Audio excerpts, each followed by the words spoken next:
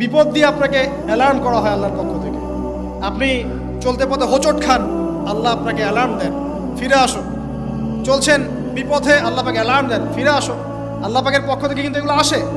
আল্লাহ পাক আদম এবং হাওয়া আলাইহিস সালাম এবং আদম সন্তান সবাইকেই সৃষ্টি করেছেন। উদ্দেশ্য হচ্ছে আল্লাহ পাক আমাদেরকে জান্নাত দিতে চান।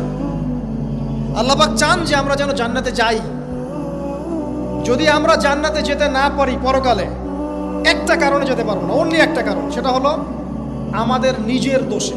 একটা কারণ, যারা জাহান্নামে যাবে মানুষ এবং জিনদের মধ্যে, নিঃসন্দেহে মহাবিশ্বে তারা ছাড়া জাহান্নামে যাওয়ার উপযুক্ত কেউ ছিল না। ও জাহান্নামে যাওয়ার উপযুক্ত ছিল বলেই আল্লাহ পাক তাকে জাহান্নামে পাঠাবেন। আর যারাই জান্নাতে যাবে প্রত্যেকেই শুধু আমলের বদৌলতে যাবে না, বরং আল্লাহ পাকের রহমতেই যাবে। কেউই তার আমল দিয়ে জান্নাতে যেতে পারবে না। নবী সাল্লাল্লাহু আলাইহি ওয়াসাল্লাম এমন ভাষ্য বলছেন, ইল্লা আনা, আমিও না, ইল্লা বিরহমাতিল্লাহ, আমিও নয়, তবে আল্লাহ পাকের দয়া আমাকে ঘিরে ধরবে। আল্লাহ পাকের রহমত যাদের উপরে বর্ষিত হবে তারাই জান্নাতে যাবে ইনশাআল্লাহ। কে আমল দিয়ে যেতে পারবে। যত আমলই করি বলা যাবে না এই আমলের বদৌলতে জান্নাতে যেতে পারবো। আল্লাহ পাক দয়া না করলে হবে না। আল্লাহ পাক চান যে আদম সন্তান যেন জান্নাতেই যায়। এই কারণেই সৃষ্টি করা, এই কারণেই আপনার ওহীভিত্তিক গ্রন্থগুলো পাঠানো, এই কারণে নবী রাসূল পাঠানো, আলেম ওলামা সৃষ্টি করা, মানুষকে সতর্ক করা, হায়াত দেয়া, বারংবার জীবনে চলতে ফিরতে আপনাকে অ্যালার্ম করা হয়, আল্লাহর পথে ফিরে আসেন, আল্লাহর পথে ফিরে আসেন। অ্যালার্ম করা হয় না? বিপদ দিয়ে আপনাকে অ্যালার্ম করা হয় আল্লাহর পক্ষ থেকে। আপনি চলতে পথে হোঁচট খান, আল্লাহ আপনাকে অ্যালার্ম দেন, ফিরে আসো।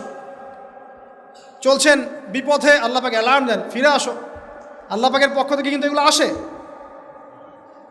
অদ্ভুত একটা হাদিস বললাম, অদ্ভুত বলতে বলছি অ্যামেজিং হাদিস, যে একজন সাহাবী বলছেন, সালমান রাদিয়াল্লাহু আনহু, তিনি বলছেন যে যখন মুমিনের উপর বিপদ আপদ বালা মুসিবত আসে, তখন মুমিনের এই বিপদ আপদ বালা মুসিবত রোগ শোকের বদৌলতে আল্লাহ পাক তার গুনাহগুলোকে মাফ করে দেন এবং তার মর্যাদাকে বাড়িয়ে দেন, এবং সে আল্লাহর দিকে ফিরে আসার অনুশোচনা করার সুযোগ পায়। আর যখন কাফের মুশরিক বা ফাসেক মানুষকে এইসব রোগ ব্যাধি বিপদ আপদ বালা মুসিবত ঘিরে ধরে, তার দৃষ্টান্ত সেই উটের ন্যায় যে উটটাকে তার মালিক বেঁধে রেখেছে, এরপর ছেড়ে দিয়েছে। সে উটটা বুঝতেও পারলো না কেন তার মালিক তাকে বেঁধে রাখলো আর কেনই বা তাকে ছেড়ে দিল। কথাটা কি বুঝতে পারছেন? যারা আল্লাহ দ্রোহী, তাদের উপর যখন বিপদ আপদ বালা মুসিবত আসতে থাকে, তারা বুঝে না যে কি জন্য আসলো আর কেন চলে গেল। কিন্তু মুমিন ব্যক্তি